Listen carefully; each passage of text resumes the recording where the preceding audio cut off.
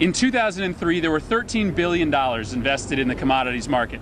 In 2008, $260 billion. Think about that. From $13 billion to $260 billion is the change in investment. The majority of that new speculation in oil prices has been to bet that it's going higher. And when more and more people are betting that the price is going higher, the price goes higher.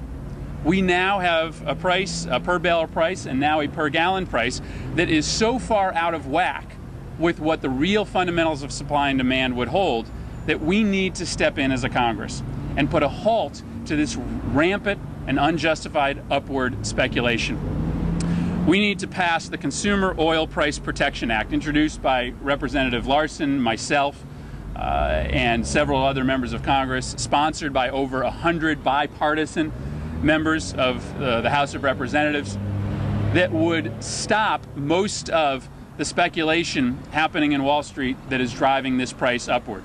We think that if we were to put a halt to the speculation in the commodities markets, largely in the unregulated commodities markets, that we could get a short-term 20 or 30% drop in the price of a barrel of oil. That's because we are affecting and regulating the very place where the price is set on the commodities market.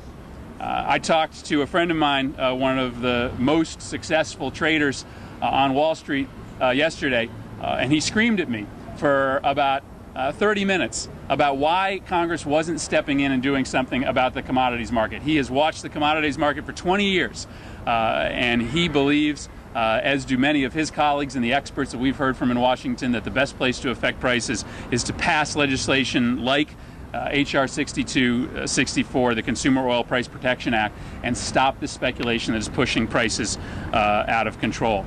The effect is multiple. These high prices are not just squeezing families' budgets to the breaking point, they're also stopping job growth, and they're putting people's lives in jeopardy. I'll tell you why that is. Not only are families having to make choices between paying their property tax bill, getting medication for their kids, or filling their gas tanks, but our social service organizations, which keep people alive, are no longer able to do the work that we need them to do. This week, I spent some time with the Meals on Wheels program in Waterbury, Connecticut, and they told me about how the rising fuel costs are going to cause them to eliminate some of their runs, are causing some of their volunteers to walk away from their volunteer trips. The result is that shut-in seniors throughout this state aren't going to get the food that they need to live. This is about families, this is about businesses, this is also about life and death. And Congress needs to look at short-term relief. The best place to do that is through the regulation of the commodities market.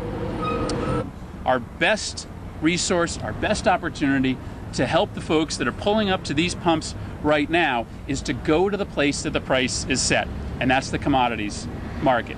Now, there's another side to this.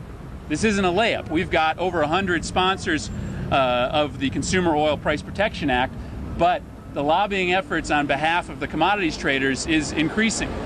This isn't a slam dunk. This isn't a layup. There are people making their fortune off of these high oil prices. While families are being strained to the breaking point here in New Britain, the folks trading oil on the commodities markets, both the regulated and unregulated markets, are making their fortune, and the oil companies continue to make their fortune.